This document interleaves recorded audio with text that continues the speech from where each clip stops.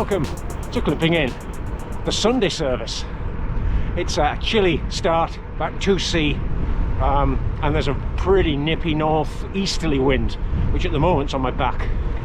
Today's ride, heading out for a little circuit of Cannon Hall, which is sort of halfway between West and South Yorkshire.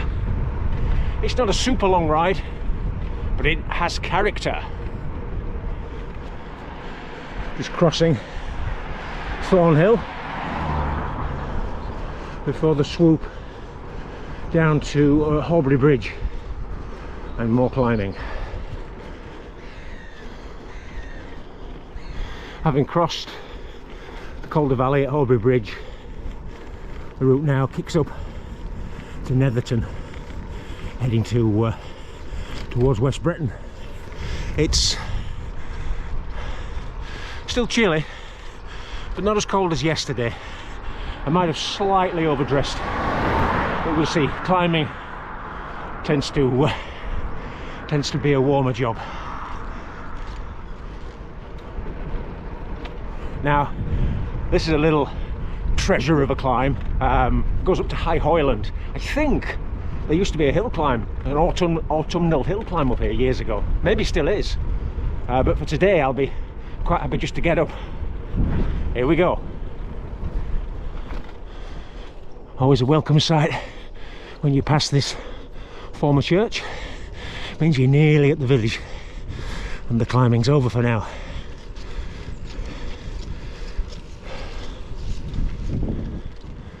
Contouring these little ups and downs to get towards Cannon Hall.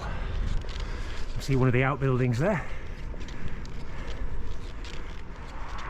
Well, there was a bit of a diversion on there at Kexborough and took me onto a road that I haven't been on for years, but I think I've figured it out. That there is the M1 motorway, and there should be a little roundabout just down at the bottom of this hill that will then take me back towards West Breton, which is home ground. Quite an adventure. Back towards Netherton and Horbury. Heading north now, so it's much colder going into the wind.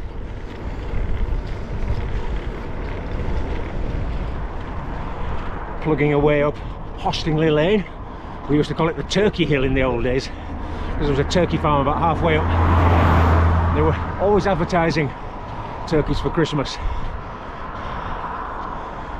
I was out yesterday over at the higher Pennines, around Buckstones again, and the north wind was completely raw. Today, yeah, it's cold, but in this lower lying country, which you can see, it's not quite as severe. Looking towards Wakefield that way, Thornhill up there, and Emily Moor will be over in that direction.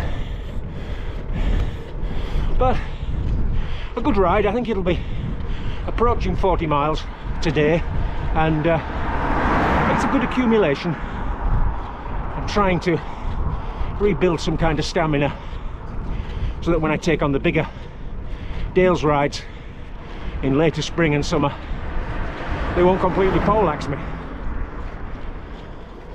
Plodding up towards Robert Town. Bit of a headwind too.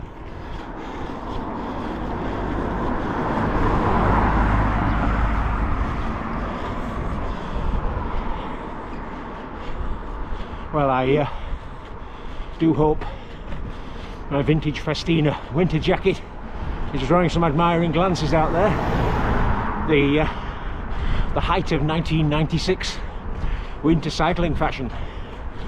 I was quite a fan of Team Festina and their all action style. And I was working in Paris summer of '97 when tour fever gripped everyone, not just cycling fans but the general public too, when it looked like France was going to have a winner, Rouchard Viron, and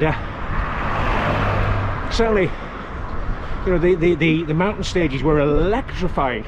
People who were talking about it at work, who weren't cycling fans. That were magical times.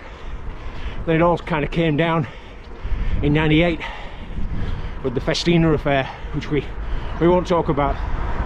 That's probably one of the reasons why this jacket's in such good condition, because I haven't been brave enough to wear it since the Festina affair in '98. The rain that was predicted has just arrived. It's kind of a light drizzle, but I have about 2.5 to 3 miles to get home.